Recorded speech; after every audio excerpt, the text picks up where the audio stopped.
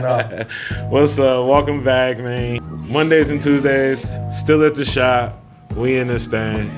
Shout out to everybody that's been following, liking, subscribing. Make sure you keep doing that. Hit the little subscribe button that's right there at the bottom. Shout out to Cash Productions, back on the ones and twos. Today we got my boy Mike. Yes, sir. How you living, man? Man, living good, feeling good. I'm excited to be out in Oakland, For kind sure. of supporting you and doing this. Yeah, I appreciate that for sure. We got Webster in here too. What up, Webster? Webby Web. Yeah, when we first got the Pier 7 boards, I was thinking, okay, we in Oakland, you know, but the connections between people who live in San Francisco, skate in San Francisco, and eventually move over to Oakland or just come over here is pretty heavy. Yeah. It's not really spoken for because it's more of a economic choice, if you ask me. Like, Right. people move to San Francisco because that's where you need to be to skate and get seen in a mag and just get seen in general. Right. But you realize the prices over there and the traffic over there is a little too much sometimes. Right. So then you come over to Oakland, and I think a quick trip over it's there. a quick trip over. Yeah. And a lot of folks who are well-known San Francisco skater native homies from born and bred there or moved there and been living there for 30 years, they eventually move over to Oakland. Yeah, there's a lot of guys. I think Marcus McBride spent some time out here. Carl as well. That kind of off the rip, that's kind of who I can think of. But Yeah, for sure. I'm just thinking of my homies personally. Yeah. Oh, yeah. That moved out there and was living out there first, and then eventually came to move over. Oh here. yeah. I think there's the skate community out in the city is big, and out in Oakland is just as big as well. You know, you get a lot of those guys going to SF, but then you get a lot of SF guys coming out here to skate as well. So True. It's pretty amazing to see. True. When did you decide to start the Pier 7 brand? Because if y'all don't know, Mike started that Pier 7 brand, the Pier 7 Instagram that you see. Yeah. There's all the dope ass just lines and tricks over the legendary spots. My boy's been curating that for about how long now? It's probably been since 2020, late 2020. So I grew up skating and then took a pretty long period away from it. I played basketball in college, and so Oh, for real? yeah, I was hooping a little bit and just skating I grew out of it kind of in the middle of high school. Word. But still kind of always like kept my ear to what was going on. You know, I would tap into FTC events sometimes, and I stayed in touch with some of the people that I grew up skating with. When you went to college, you moved away to go to college? Yeah, I went up to Sonoma. Sonoma. State. Okay, so not Yeah. a different state, just different zone. Yeah, and so in 2020, COVID was going on, and I couldn't hoop. I was coming out to Oakland to Soldier Town to hoop 3 days a week. That's with the summer camp leagues, right? Soldier. Yeah, so it's a huge gym. Like, you know where that mural of Steph Curry is right off the 880 on the right-hand side? Yep. There's a huge gym there. It used to be called Jam Town. Then the Oakland Soldiers bought the building. Right. And AAU, that's what I was going to AAU, say. Yeah. And so, like, you know, I went from, like, during COVID, I went from hooping 3-4 times a week to you couldn't go to gyms. Yeah, because it was just protocol. Yeah, they shut it down. Yeah. And, you know, I get a lot of anxiety if I'm not moving a lot. True. So I needed to do something. And so I kind of started skating again in 2020. And just, you know, skateboarding is one of those things where, like, it's cyclical. You love it 1 minute and you don't another minute. True. And I got the bug hard. And I just kind of started thinking about growing up and how much I loved skateboarding. And so I got a board. I bought some trucks and wheels from Tori. Oh, damn. And I had reached out to Ando at FTC. He gave me a board, or I can't remember where I got the board from, but I think I got it from him. And I just kind of wanted to get back into it. So Yeah, so it was like your re-entry level. yeah, you know. And so I always had this love and affliction for Pier 7. I grew up skating there as a young kid. Word. My parents would literally, like, I would just get dropped off there at 7 in the morning. Damn. And I would stay there for as long as possible. So compared to EMB, because it's right across the street. Right.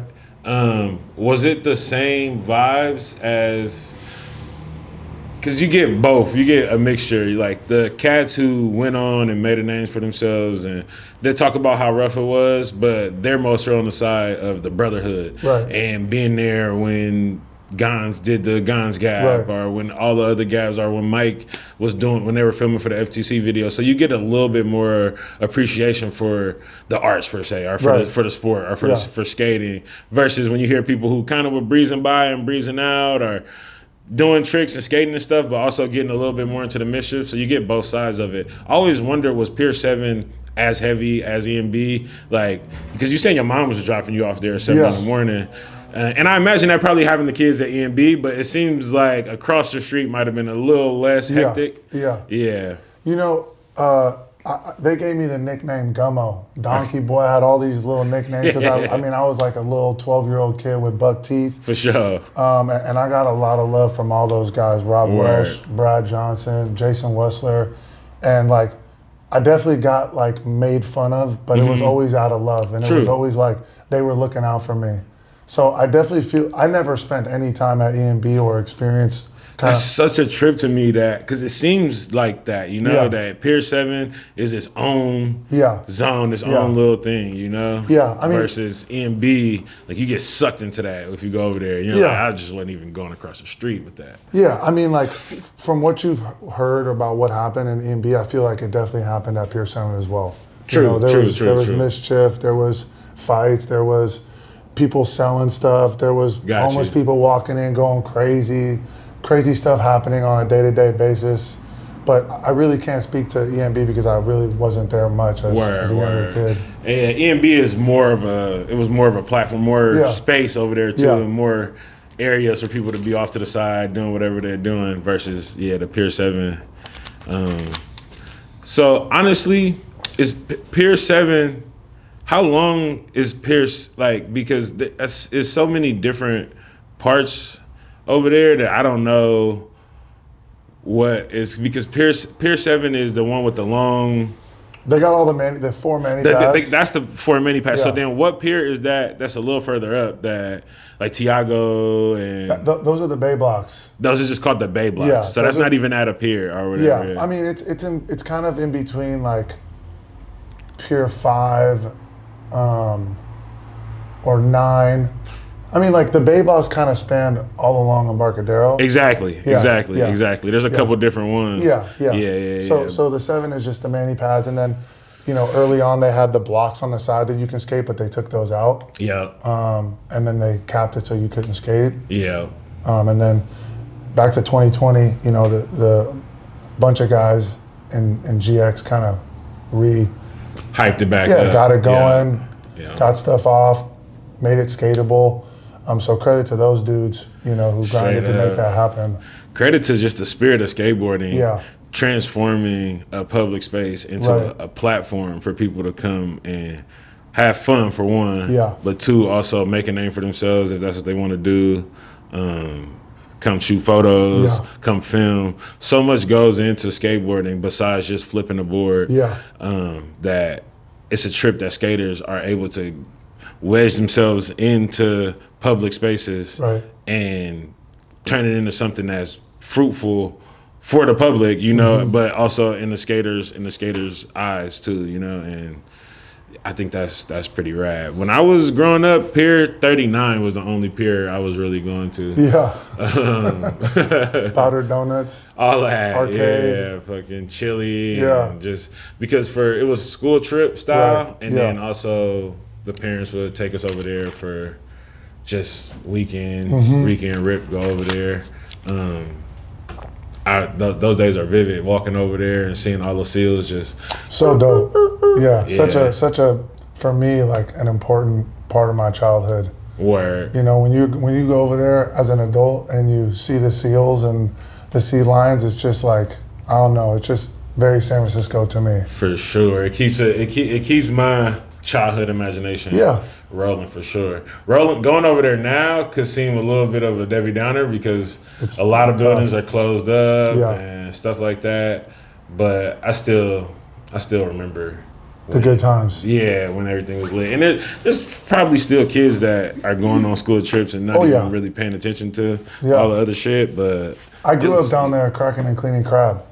Oh, for real? Yeah, my family owned a crab restaurant Oh, damn. down in Fisherman's Wharf, and from the age of like probably 12 to 15, there was a crab stand in front, and I would, crack and clean and carry loads of ice, and I always loved that area because of that little time in my life. True. So you grew up exactly in San Francisco. Yeah. So my dad came over from Sicily in the early '80s, and my family lived in an apartment kind of near North Beach. Okay. So we spent a lot of time in North Beach. Yeah. And then my folks moved out to the Richmond district in the '90s because I have two brothers and the family was getting bigger. Word. But they worked full time.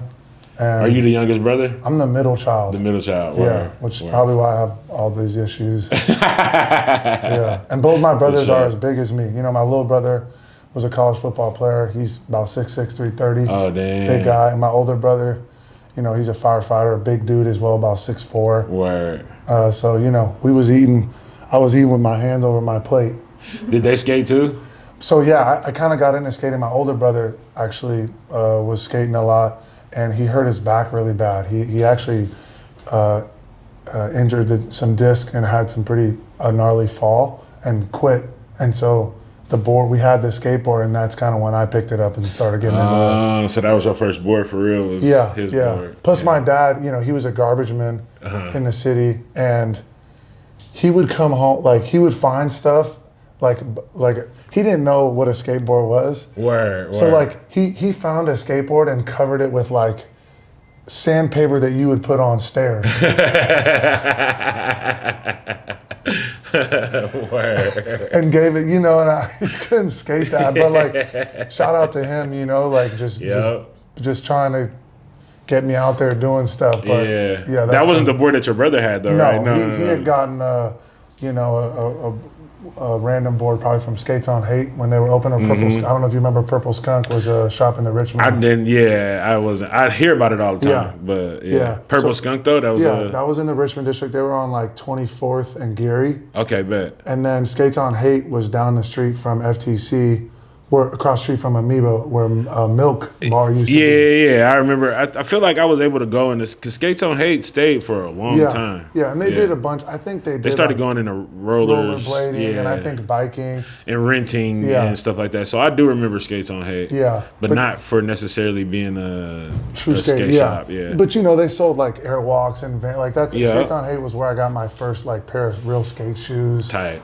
And then I found FTC and just was like. I tried to go there as much as I could. True. Because it was just such a dope neighborhood spot. Did they have a lot of events back then when you were? From when I was a younger kid, I don't remember them having as much. I think like when I got into high school is when, as far back as I can remember, them like starting to have a lot of events. Like the one event that really sticks in my head that I went to is when they flipped a skate shop into a skate park, and they had the FTC cash event inside the shop, and they built a park inside the shop. That's a trip. It was insane. Yeah. It was so crazy to see. Like one day you have your whole shop and it looks like this. Yeah. The next day you've got a hubba and a ramp, and it's taking up the whole freaking for real shop, and it was insane. Man, that's a trip to hear your perspective of it, because now having a shop and thinking, we probably will be thinking about that so many days in the head, right? Yeah. It wouldn't just be overnight. Right. We'd be worried about, how my we gonna get all God. this shit out and get all this shit in and make sure nobody knows what's going on. Versus the kid that just shows up and is like, oh my God, this is crazy. When you're younger, you don't know what some of these business owners go through to kind of create for the community. So shout out to Kent. Shout out to Kent. And Ando and those guys for having the vision. But yeah, I mean, like what you're doing out here and what they're doing in the city, it's just, there's so much more stress that goes into just like having a little event outside the shop. Yeah. Yeah, people show up and they're like, oh, what time is the event? And it's like, this event's been going 3 weeks in my brain. Right. Yeah. On and on and on. Do you think that you, being a part of the family business back then, set something in your brain to want to start a business later, or? Like everything that I'm doing now, has always been just about giving back. You know, like I'm not trying to do this to make money or, you know, like I just love kind of the era that I grew up skateboarding in. Word. It's a creative outlet for me. I love to film. I'm starting to learn to shoot photography. I'm meeting a ton of people. Tight. You know, I'm getting to tap in with so many different groups, which is such a sick thing, you know, to experience. Yep. Do you feel that the camaraderie in skateboarding is similar to hoop? 100%. Yeah? Yeah, it's like, you know, who you hang out with when you skate is kind of like who you're in the gym getting reps in, For sure. playing ball. For sure. And as a 35-year-old that has always played organized sports, like I get that feeling when I'm out skating. You know, I'm out there putting reps up with skating the ledges or, you know, skating in the streets. So I definitely feel like there's a solid connection there. Word. Yeah. That's tight, man. What positions you play in hoop? I played power forward. My story for basketball is pretty unique because I didn't really play in high school. I played B team basketball at my high school. What's B team basketball? Like there was, for freshmen, there was 2 teams because there were so many kids. A team, B team. What high school did you go to? Sacred Heart. Okay, bet. Yeah, and so And they're pretty known for basketball too, yeah, right? Yep. And I was short. You know, I had played B team, and the coach was like, "Hey, we don't think you're going to be able to play at the next level." So I started skating a lot more again. True. And then in college, going into college, I grew like 4 or 5 inches. So I got to like 6'3", 6'4". Damn. And so I picked it up again and became the team manager of the college team and did that for 2 years. Hold up. Oh, what college? Sonoma State. Sonoma State. Oh, Yeah. okay. Would you even go to Sonoma State for? I was a history major. I just went there because my older brother went there, and I just tight. thought that was what I should be doing. Tight. And you went there and you're like, fuck it, I'm going to jump in and Yeah, it's try just some more hoop. kind of like skateboarding. Yeah. You know, I just was like, I put my mind to it, and I was like, let me see what I can do with this. So I was a team manager for 2 years, and then my senior year of college, I walked on, and I have 1 career point at Sonoma State. On some Rudy shit. It's crazy. Hold up, because the team manager is not hooping. Yeah, so my sophomore and junior year of college, I was just a team manager helping out With playing scout the team. games and stuff like that. Helping out coaches, running drills, learning the game because I missed a lot of that stuff that I learned. True. And so then my senior year, I was still pretty bad, but you know, I had gained a little bit of weight, grew into my body, and shout out to my teammates who basically told the coach, like, you need to put him on the team. Oh, man. So it was more so vibes, huh? Yeah. You the team manager, so the people who playing are like, nah, fuck with Yeah, man, he hella yeah, cool. yeah. And then you probably play some pickup games with them, and they're Exactly. like, okay, you Played can open win, gym. you got it. Yeah. You feel me? Like, get back out there. But then when the games got started, No, I was not. I was missing so much fundamentals, bro. Like, I would, in practice, I would get kicked out of drills all the time because I would fuck drills up. And so, yeah. But damn. it's so amazing because I made so many, like, dope relationships. And I played in the San Francisco Pro-Am last year. Okay, And bet. I'm still playing a high level of basketball, which is... Tight. You know. Did you ever go overseas and hoop at all or anything like that? Nah, I should have because I had the Italian passport. I probably could have played in some like C or B league in Italy, but you know, my job today, I've been able to work since being out of college, and I've been able to like, you know, really grow within my career. In the history major? No, so my full-time job, I work in team sales. So I sell branded Nike, Adidas, and Under Armour gear to a lot of these schools in the territory that I sell in. And so, I've been working this whole time since I graduated college. Fire. Yeah, but it would have been tight. But then I maybe wouldn't have met my wife, and everything happens for a reason. Oh yeah, if you would have went overseas. Yeah, maybe I go over there. You know, I moved to LA at a point in my life for a quick year. Okay. Got chewed up and spit out there. What'd you go down there for? I just was like, I need to a change. Yeah, for so sure. I wanted to go down there and I moved to Costa Mesa. Was you hooping out there? Yeah, a lot, but sure. I was really an unhappy person out there. Got you. You know, I'm a NorCal guy. I love the city. Yeah. They just move in a different way down there. They got good sun, for sure. They got good weather. But I love the fog, man. I love that Frisco fog. There's something about the sun being out, but you still being cold that just makes you feel at home when you're in the Bay Area. People, you learn. I never really perfected it, but growing up, you learn so many times leaving that house without a coat, even though it's sunny outside. You're like, damn, I should have got a hoodie. Oh yeah, you always got to have a coat in the city, but like, I don't know. I prefer to skate and even exercise in the cold. Word. I mean, when it's really hot and you're skating, like it gets a little much. It's just tough. Yeah, you know, it's for sure. It's hard. The one time that makes me think about it is when I went on this tour. It was like the homie tour. You know, we went to so many different states. We started in Oakland and then made our way through New Mexico. And, wow. Driving? Driving, yeah. Stopped in the Ozarks, which I can't remember what part of the Ozarks was. And it was a skate trip? Yeah, skate trip, yep. Damn. We went to go, the plan was to go to the homie's wedding in Atlanta, the homie Pat Atlanta. And so we started from here, went up to Bob Fish, and then just made our way back through. And by the time we got to Atlanta, the trip just wasn't over. And it was about 30 days, man. We was on the road. It was hard. But one of those times we stopped, we for sure stopped in Texas because the homie Raven had to get to the his X Games. Oh, wow. Like tap in and Austin, I believe. Right. And so stopping through Texas, I remember we got out of this one skate park and it was sick. And I was sweating, but it was so hot that the sweat was evaporating. So before it even hit the fucking ground, like I was tripping on that. I was like, the sweat would hit the ground, and you look back, and that shit was gone. I was like, yeah. So skating in the heat, it felt somewhat good getting acclimated to it, and I was like, I know I'm losing all this damn weight that I'm putting on because it was called the fried chicken tour. So we stopped at every gas station and got fried chicken at the end. That shit was the bomb too. You know what I mean?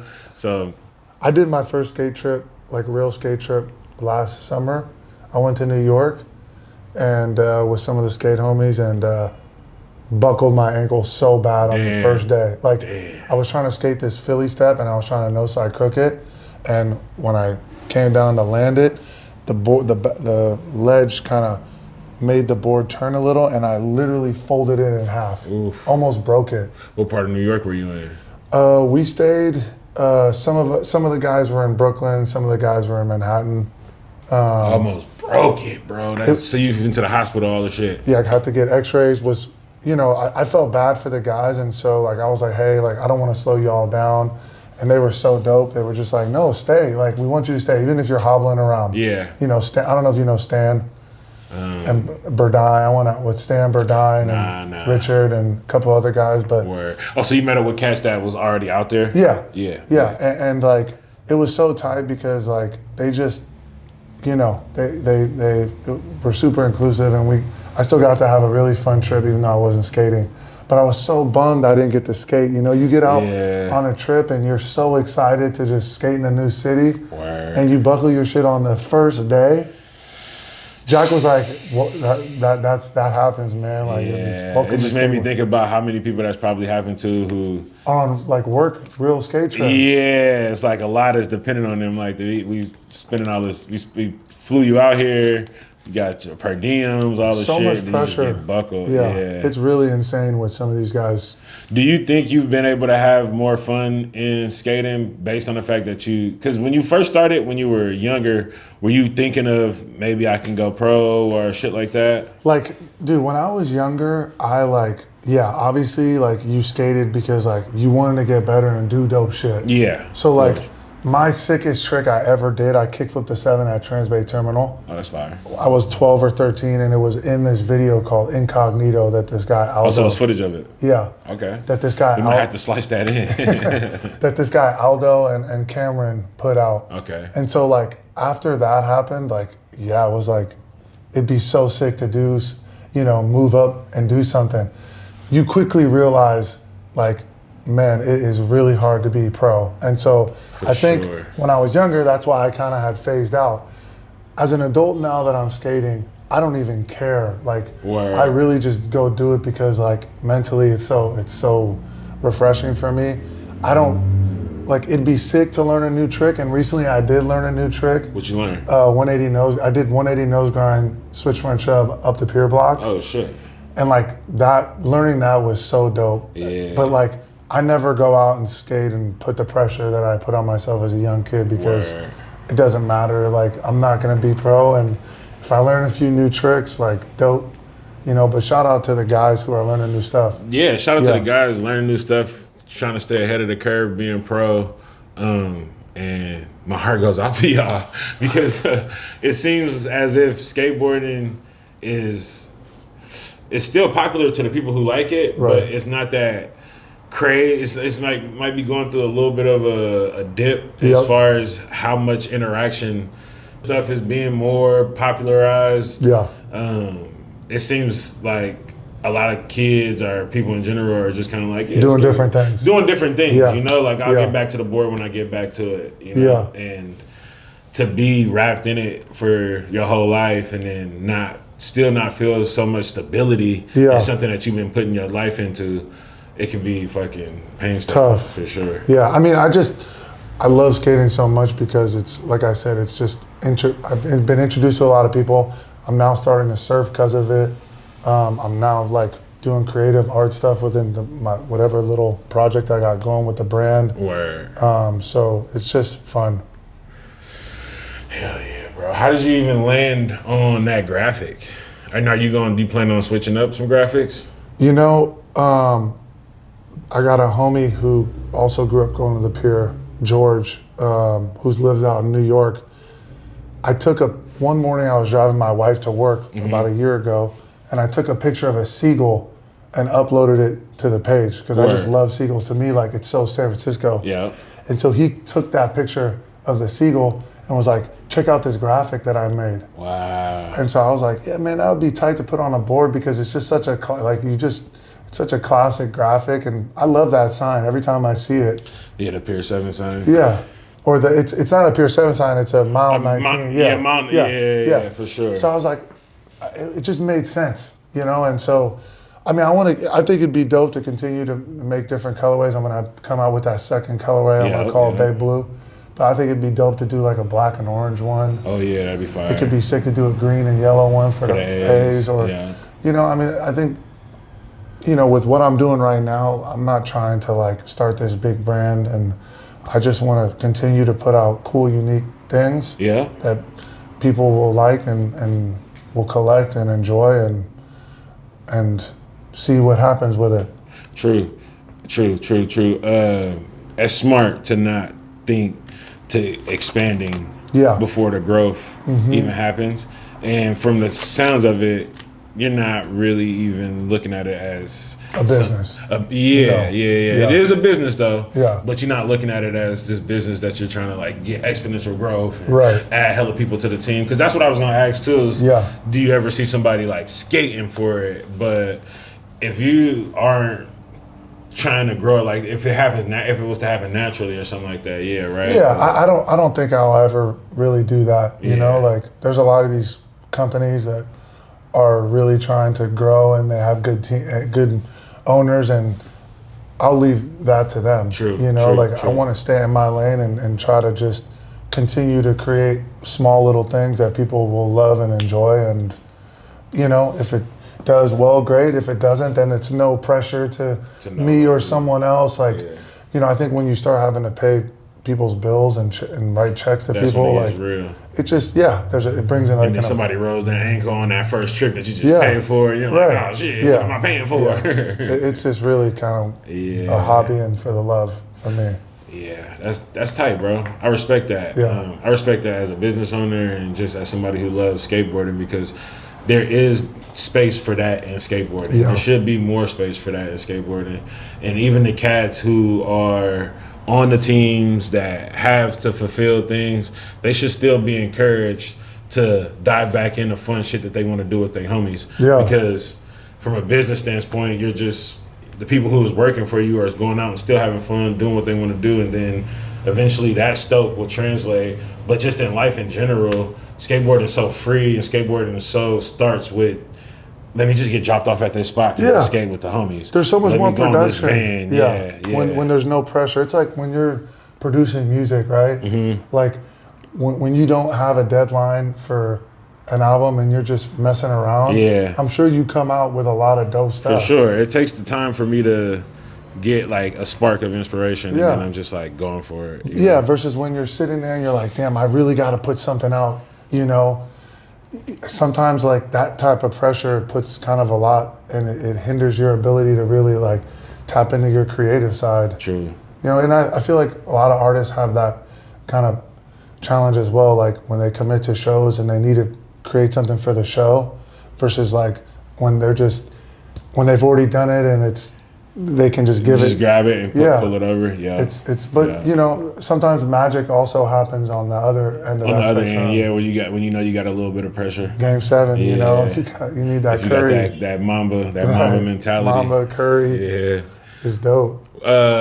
Which did you fuck with NBA jams growing up? Like Yeah. The basketball. Yeah, I've played that shit. game. Yeah. I mean, I love watching hoop. I watch the Warriors every day. Okay, bet. Every time. Has Warriors been your number one from the jump? No, when I was younger, I loved Kobe Bryant. Same. I was about to say, like, if you don't say Kobe, then I don't know what's I'm wrong. not going to sit here in front like the Warriors were struggling and the Lakers were hella raw and Kobe was my favorite. But when Jay Rich was at the Warriors, the We Believe, the We tight. Believe era was Yeah. dope. And I remember Yeah. when Monte Ellis first hit the scene. He was dope. Baron Davis. Yeah, Jared Jack, Harrison Barnes, those younger.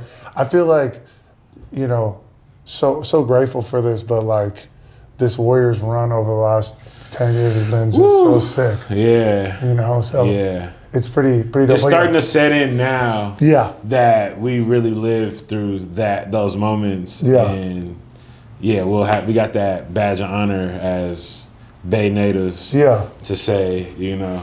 Have you seen Steph down here ever? I've never seen him in person. No, I know he be around here though. Yeah. I know he kicks it over at Fab's shop a lot.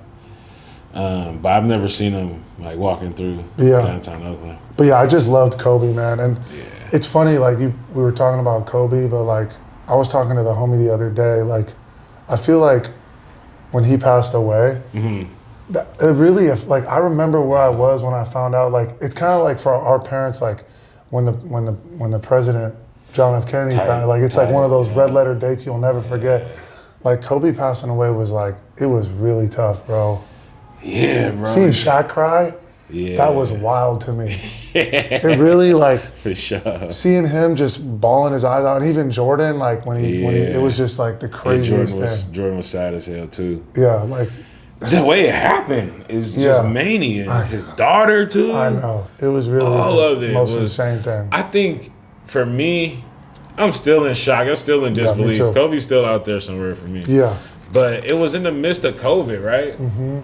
And I think everything was so gnarly during COVID that was just another thing that just made me think like, yeah, we're all done. Like we're going down, y'all. Like Kobe out early, like nah. It was hard to be positive. Yeah, you know? Something's up with the world for sure. Luckily, I had Call of Duty and the homies I was playing. For sure. I was playing a lot of Call of Duty.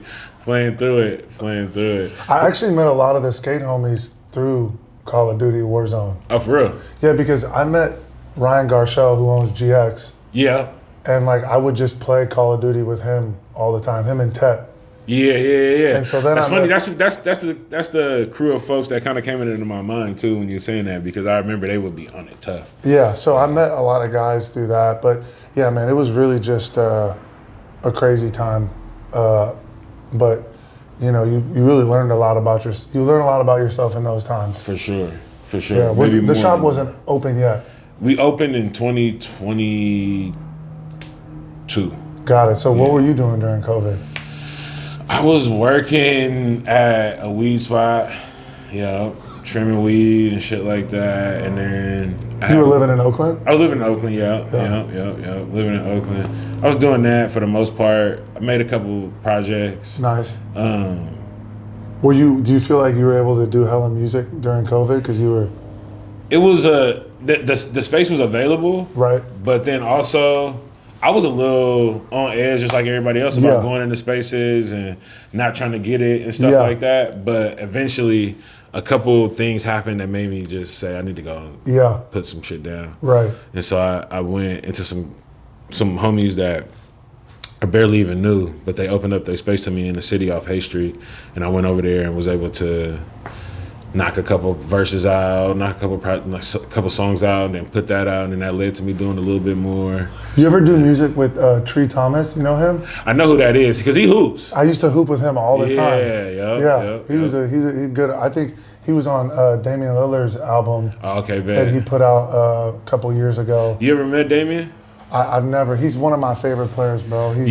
So from then till now, like, who is some of your notable players? I mean, we know Kobe. Shaq was mine. Because I always say Kobe, and then I remember, really, because I hooped too. When I was probably from, I don't know, first or second grade to all through high school, I was on teams and shit. Yeah, so Shaq was definitely one of my so obviously Jordan, Kobe, Shaq. Dirk Nowitzki was one of my look-up-tos. Sean Kemp. He was dope. Gary Payton, obviously the glove. Shout out to the O. For sure.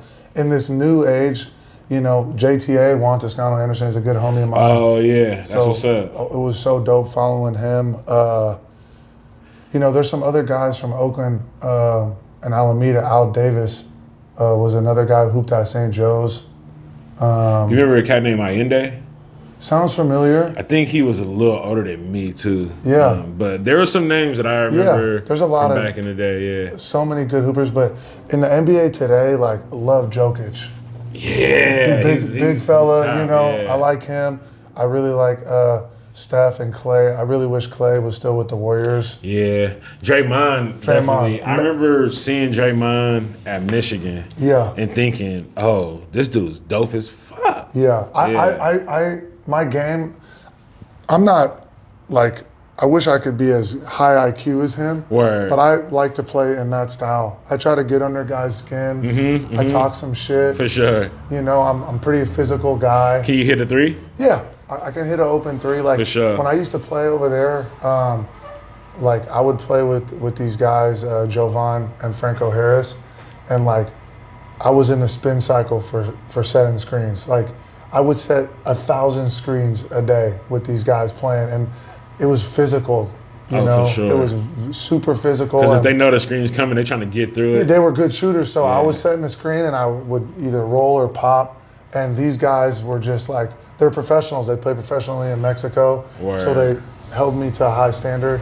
And it was so dope to play with those guys. I got to play with JTA as well a lot. His family owns a restaurant. Yeah, Taqueria. I think it's a Taqueria. Yeah, it's on the top of High Street. Yeah, I believe. I've they got been some there. good food. Yeah, but there's a lot of guys playing in the league right now who are just. It's such a great time to watch NBA basketball.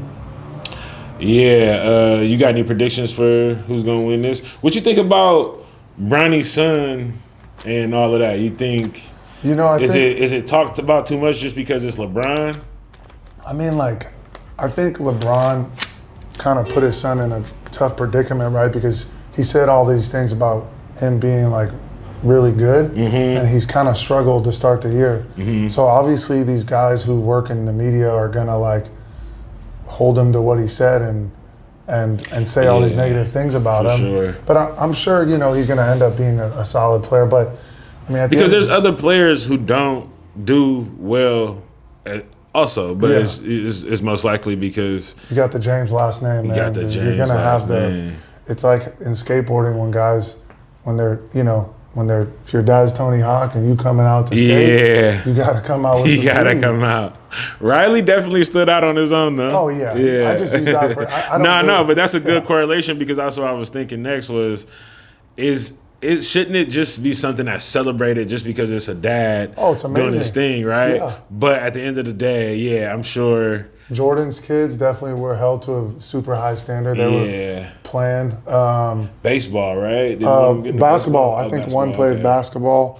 But anytime like your parent is that good, and you like, it's hard to follow in the footsteps. I think like a guy who's done really good is obviously Gary Payton II. Yeah. Shout out to him. Like, you know, he might not be as like offensive minded as Pops was, but he's a lockdown defender. He helped the Warriors win a championship. For sure. He's for the town, and that's where Gary's from. That's where he's from, when I had a podcast, I had GP2 on the show. It was so tight to talk to him. Like, you, in your mind, you have these, like, you think what's this person going to be like? Word. And then you talk to them on a podcast and you learn like that they love video games or that they're just like you in so many different ways. Yeah. I I would have never guessed that you was into Call of Duty, but I ain't surprised. Oh, you know dude, what I mean? I was playing this morning before I came. Tight. I remember, bro, I played Call of Duty a lot when I was younger. I just fell off of systems in general.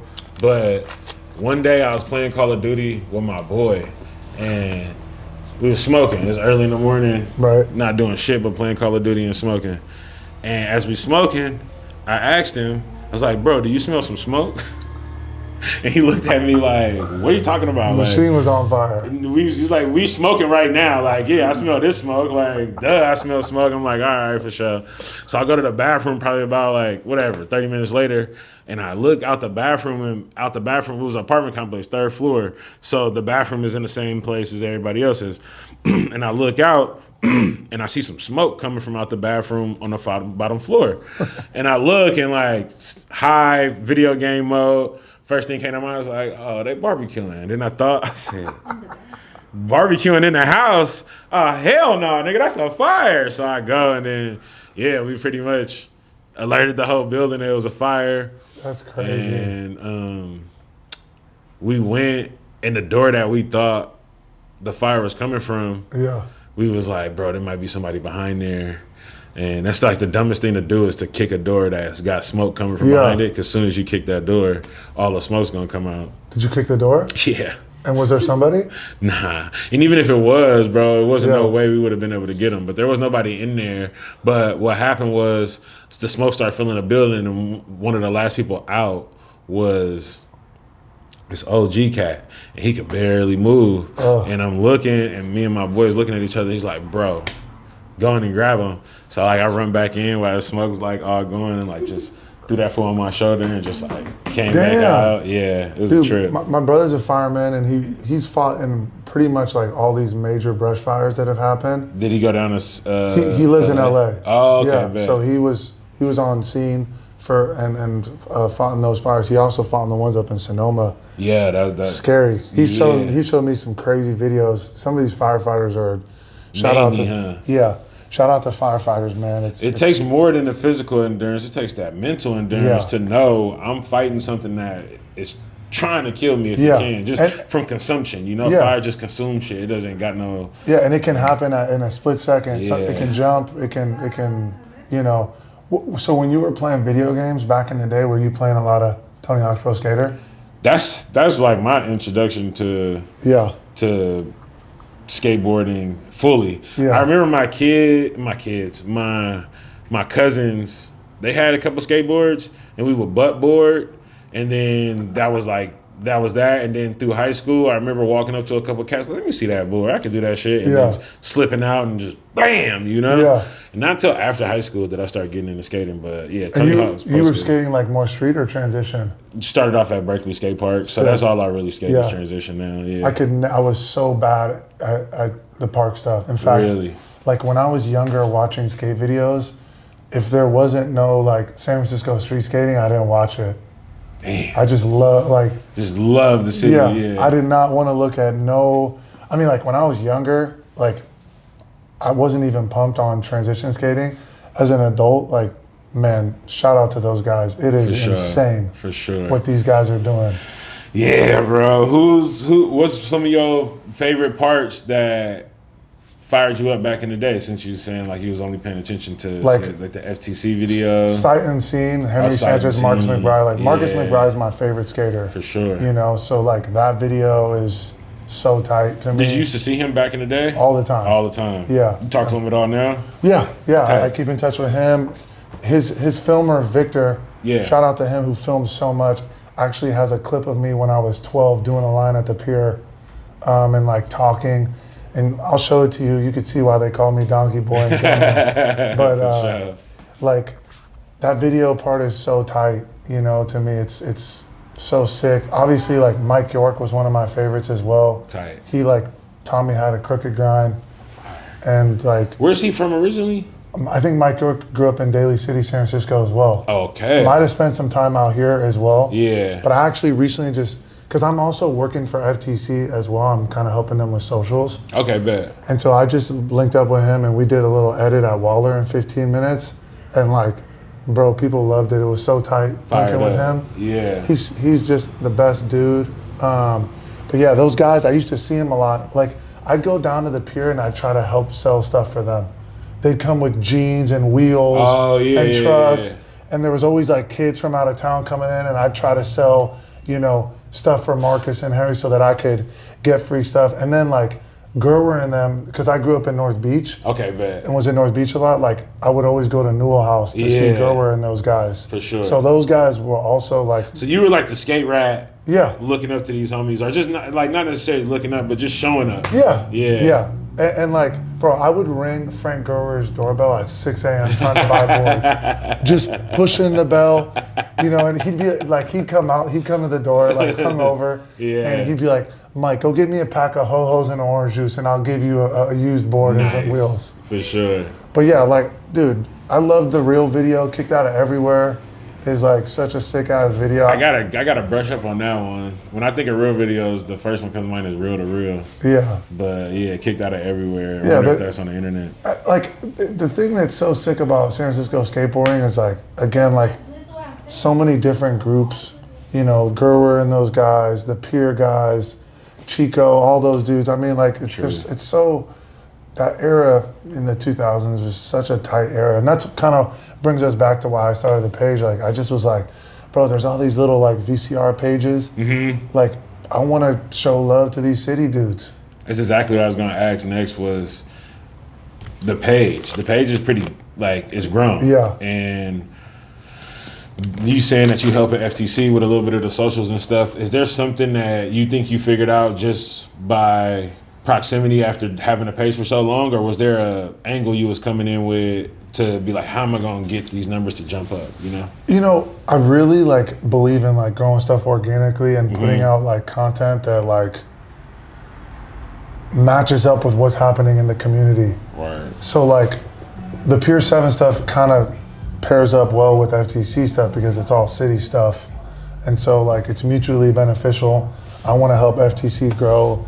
By doing that, it'll help my stuff grow. True. And whatever, it's not even about like growing. It's really just about like going out there and capturing cool stuff. Naturally, we all grow in some direction. Yeah. So yeah. Yeah, but like I really like helping out Ken, Ando, and Ian at FTC just because like I've known those guys since I was kids, and again, it goes back to like being able to like connect with skaters from like Brazil and Japan, and like I recently just did a little high edit with this kid from Brazil.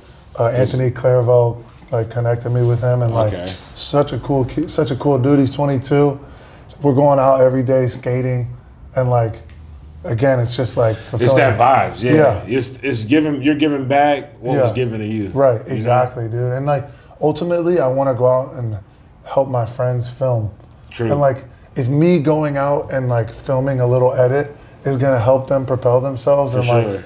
That's sick, dude. Like, I love that. That's important, man. The stuff that you are breaking down is super important to what keeps the vibe alive that I know skateboarding can be. Yeah. From the outside looking in, it could seem as if it's just something that you can get in and make some money for, and you might look up to a certain specific skater, but it's always everything that's around it, surrounding that skater, the time it took for him to get to that level, and the people that he had to move and groove with and vibe with and be in the van with, and may never see ever again, but those 2-3 years that he was skating with this one person really helped him lock this in, and all of that, like that then translates to what Nike sees eventually, exactly. You know what I mean? But plus everything that builds up to that. Yeah. Plus, important. Like I'm working and I have a job and I'm happy in my job. And so again, it's like when you help a guy film something that ends up helping him and move his career up, like that's fulfilling.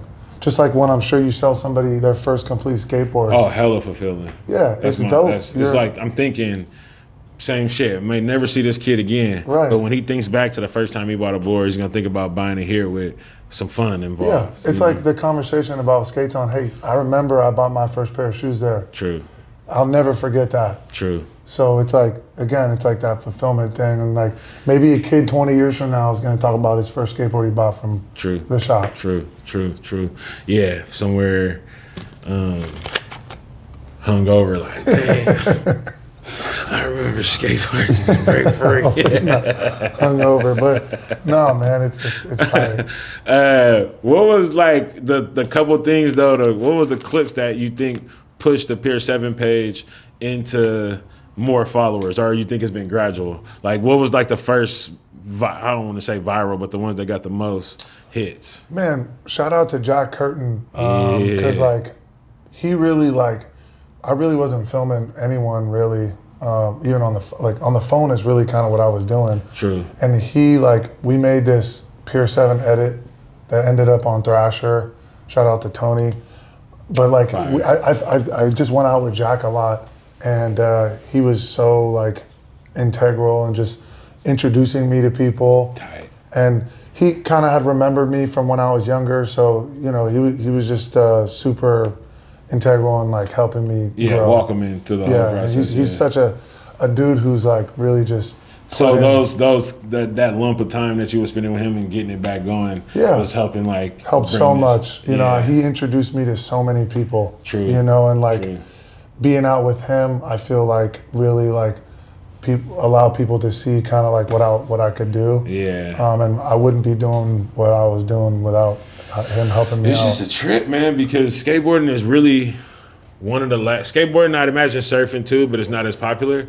But just one of those things where your entry level is based on your communication skills. Yeah. If you don't got good communication skills, your entry level will probably be more slow or pay to play type of shit, or you gotta go to a camp, or you gotta go somewhere, versus if you're also, it depends on where you're growing up at too. But if you're growing up in an area at a spot where it's known for skating and people show up there to skate, as long as you can vibe and say what you got on your mind and everything is copacetic, you could get some shit done. You know? Tony also like let me do a couple edits for Thrasher. Oh, tight.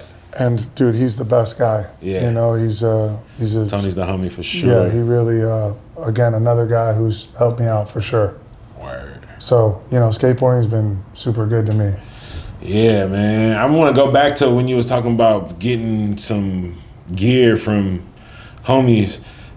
That's what I don't know if it's a philosophical question or what, but that vibe is no more, you know? Oh, yeah, buying gear from your friends? From your friend, because it's so much. Maybe because there's been an influx of how much skate product there is now, how many companies there is now, how many brands that aren't the legacy brands, but still popular enough to have enough to give out and stuff, because there ain't that no more. Like, no one's showing up to the park selling boards. No, that used to be, like, these skaters would pull up with all that to make some extra cheddar to, like, pay the bills. It's almost like some skaters feel like, oh, I don't want to look like I'm struggling by trying to sell my boards. Like, I think it would have been, I mean, like, it's just hard, dude. I mean, like, we're just living in such a, exactly. Yeah. You know, it's like, I don't want it to look like, but back in the day, dude, Pier pulled up with a garbage bag full of Spitfire wheels. Yeah, for sure. And he had them wrapped in rubber bands and was just selling them. You know, like, that's just what... That used to be the locomotive on overseas trips, is what I hear from a lot of homies. Oh, yeah. You going overseas? Barca, Barca, you better take a bunch of skate product, because when those fucking... They can't get it over there. When those coffees and cigarettes start ridding you dry, you're going to need to get some money. Yeah, and they can't get it over there for one. But, Chico was telling me about that. Shout out to Chico, man. He's the best, one of my good homies. Yeah. But, he was telling me about that... you know, just like being overseas and like you always had some extra gear you took. True. You know, you had to keep an eye on it at Makba because people would try to steal it. Yeah. But I do miss that aspect of just being able to do stuff without someone filming you and. Yeah, for sure. You know, it's like, man, if someone wants to bring a couple boards to sell at the Pier, like, or whatever, that's just chill. like. It should be chill, Yeah. You know? Yeah, but everybody that hangs out at EMB or the Pier or something now, if they're good enough to be getting some clips there, then they're good enough to be getting flowed by somebody. Yeah. But Pooh Real is one of those cats that I think needs more of it. You know what I mean? He's so good. Because he's so good and So good. he needs a solid board sponsor that's just flowing them boards for sure. Yeah, he's such another guy who I met early on, Puro, man. Just like the sweetest, nicest guy. Forced to be reckoned with for sure. Yeah, he's so good. Like, he pulled up to Buster Bill and was just like, just going off him and Blake. Yeah. Yeah. Blake's so good. Yeah. But yeah, it's just like, he's one of those guys that can just pull up, like, no warm up and just start doing stuff. And you're just like, wow. Yeah. You know, like, how is he doing this stuff? There's so many guys like that, you know? Like, but Pooh has that on lock, though. We do a bunch of different events here. Yeah, he always pulls up. He always pulls up, and Yeah. he's like jumping over the trash can from flat and shit. And the kids It's like, love it. Love it. Yeah, genuine he is. You know, he's going to pull up no matter what just to support. For sure. What's some of your top moments at the Pier? Like, as far as tricks going down? Well, I got to film Thiago switchback nose blunt at the Bay Block, Sick. which was like the sickest thing I've ever seen someone do in person. So I would say like that right there alone, like just sits at the top. Yeah, when for I me. think of that side of the what street is that? That's not Market. Is that what street is that all the Piers run down? Embarcadero Street. That is Embarcadero Street. Yeah. When I don't think about EMB and I think about the other side, that's one of the first things. Yeah. And that's pretty recent, but Yeah. I think Huff has a couple tricks. I don't know if it's a nose blunt. I know Huff and Darrell Stanton both got some pretty sick tricks on Yeah. big blocks that I like. But yeah, what else? What about the mini pad? Like, I just seen Carl the other day posted Oh yeah. that Manny trick that he did. That's legendary as Yeah. well. You know, I've gotten to film some stuff with Chico. You know, Okay, bet. he's obviously an older guy still killing it. Yeah. And like, man, he's still killing it. You Yeah. know? It's like, bro, Especially Chico. if he skates a damn, he can skate a Yeah. damn 2x4. Yeah, I He mean, can skate like, it all. I've got to film some stuff with JP Souza. You know, Well, even if it ain't something that you film, just videos, because I really like when people fly over the mani pad. Like when somebody can bust a trick over the mani pad, like not like the Y way. You know what I mean? Yeah. Like, kick I mean, flip dude, it, just seeing like all the, like I still get so stoked off seeing all the, like regular stuff over the pad. For Switch, sure. kick flip, heel flip. Exactly, You know, like yeah. I get stoked on that stuff. So like really like seeing a lot of stuff, even stuff that's already been done there. Exactly. I get fired up and it fires me up to go. And I love skating there, you know, even though it can be kind of tough sometimes with the people and Yeah. the wind. But yeah, there's just been so much. Did Tyshawn skate it the Y way? Yeah. Oh, the long way. Yeah, I don't know. Yeah, That'd be crazy. I think that'd be pretty crazy. For sure. I seen somebody kick flip it. This guy Stefan. He came from like the ferry building side and kick flipped it from tall to small Yeah. over the bottom, which was insane. Like he has so much bounce. Like you got to have some bounce to do that. Straight up. But yeah, man, there's just been a lot of cool stuff to go down there. Where what's coming down the pipe for the brand? Man, we got the same board that I dropped, but I'm doing it in the baby blue color. I'm calling it Bay Blue. True. Just working on some edits. It'd be edits. sick to do one for Bake Free. I'm Yeah. hoping we can run that with Purell. For sure. Shout out to Purell, man. We got to run Shout out that. to Food Real, man. And yeah, man, just going out and continuing to just do what I love to do. True, bro. True. Yeah. Well, I'm hyped you came and sat down. Hell yeah. I appreciate the brand because I appreciate people just putting that effort into doing something for skateboarding just Yeah. because they love it. You Yeah. know? And the fact that you aren't trying to think of so many different ways to stay viral or get catchy or whatever. Yeah. I think it's something that has long lasting taste to it. And yeah, we like it over here. Dude, shout Like out it to over you here. for supporting, bro. Yeah, man. I appreciate it. Another episode, Mondays and Tuesdays, down and out. We'll see y'all soon. Peace.